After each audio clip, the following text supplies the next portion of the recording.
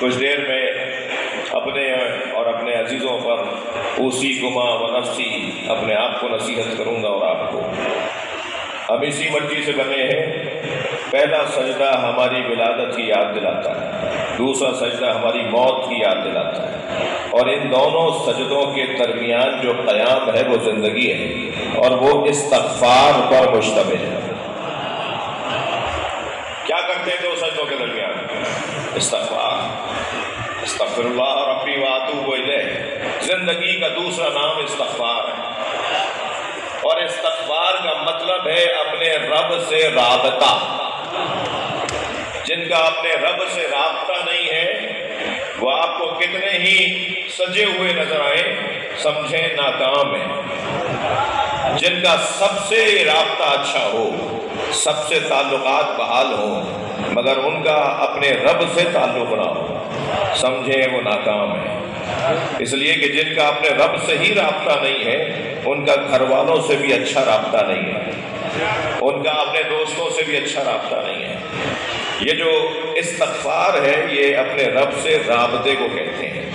یاد رہے، توجہ، یاد رہے، استغفار کسی توبہ کے نتیجے میں ادا کیے جانے والے الفاظ نہیں ہیں۔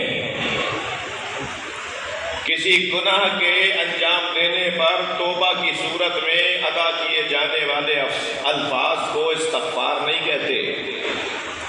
استغفار وہ ہی نہیں کرتا، صرف وہی نہیں کرتا، صرف وہی استغفار نہیں کرتا کہ جس نے گناہ انجام دیا ہو۔ وہی استغفار نہیں کرے گا یا وہی استغفار کرتا ہو کہ جو گناہ کرتا ہو۔ یہ ہرگز مفہوم درست نہیں ہے، اس لیے کہ پروردگار عالم نے اپنے نبی سے ارشاد فرمایا ہے، اذا جاء نصر اللہ والفتح ورأيت الناس يدخلون في دين الله افواجا فسبح بحمد ربك واستغفره انه كان توابا۔ اگر لوگوں کو نبی کا استغفار سمجھ میں نہیں آتا تو اللہ کی توبہ کیسے سمجھ میں آتی ہے؟ اللہ توبہ کیا کر رہا ہے؟ اللہ کا توبہ کا کیا مطلب ہے؟ توبہ اپنی اصلی حیثیت اور مقام پر پلٹنے کو کہتے ہیں۔ اللہ جب توبہ کرتا ہے تو اپنی رحمت کی طرف پلٹتا ہے، اور جب بندہ استغفار کرتا ہے تو اپنی فطرت کی طرف پلٹتا ہے۔ عزیزو، میرا اور آپ کا یہ اعزاز ہے کہ ہم اس در سے جڑے ہوئے ہیں جنہوں نے ہمیں عبادتوں کا سلیقہ عطا کیا ہے، جنہوں نے بتایا ہے کہ اللہ سے بات کیسے کرنی ہے۔ اس وقت میرا ارادہ نہیں تھا، مگر ایک جملہ میرا دل کہہ رہا ہے کہ کہہ دوں۔ وہ لوگ کون ہیں جو ہمیں عقیدہ توحید سمجھاتے ہیں؟ وہ کون ہیں جو ہمیں موحد بنانے کے لیے بات کرتے ہیں؟ جو ہمارے لیے اس طرح کی گفتگو کرتے ہیں کہ ان کے ہاں شرک ہوتا ہے، ان کے ہاں کفر ہوتا ہے؟ میں ان سے مخاطب ہوں۔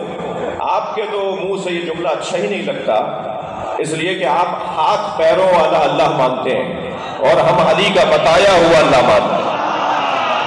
ہم نہج البلاغہ سے اللہ مانتے ہیں، ہم صحیفہ سجادیہ سے مولا سجاد سے سن کر سمجھتے ہیں کہ اللہ کیا ہے۔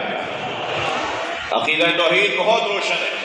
میں مانتا ہوں کہ جتنی اچھی توحید ہمارے ہاں کتابوں میں ہے اتنی اچھی توحید ہمارے ہاں عمل میں نہیں ہے، میں یہ بات مانتا ہوں۔ لیکن اصل گفتگو نظریات پر ہوگی، اصل گفتگو کتابوں پر ہوگی، اصل گفتگو مکتبی گفتگو شمار کی جاتی ہے۔ میرا اور آپ کا قول اور فرمان قوم کی ترجمانی نہیں کرے گا، قوم کی تقویت کا سبب مولا علی کا فرمان کرے گا، قوم کی مضبوطی کا سبب مولا حسین کے اقوال بنیں گے، ہماری وہ کتابیں بنیں گی کہ جن کتابوں کی بنیاد پر ہمارے مذہب کی بنیاد، ہمارے مذہب کی عمارت کھڑی ہوگی۔ توجہ چاہوں گا، یہ خاک ہمیں بہت عزیز ہے، یہ مٹی ہمیں بہت عزیز ہے، یہ وطن ہماری جان سے زیادہ ہمیں عزیز ہے، اور اللہ کا کرم ہے کہ ہم پاکستان میں رہتے ہیں۔ پاکستان دو لفظوں کے مرکب کو کہتے ہیں، ایک پاک، ایک استان۔ پاکستان، پاکستان یعنی ایسی جگہ جہاں رہنے والا پاک ہو جاتا ہو۔ اللہ کا کرم ہے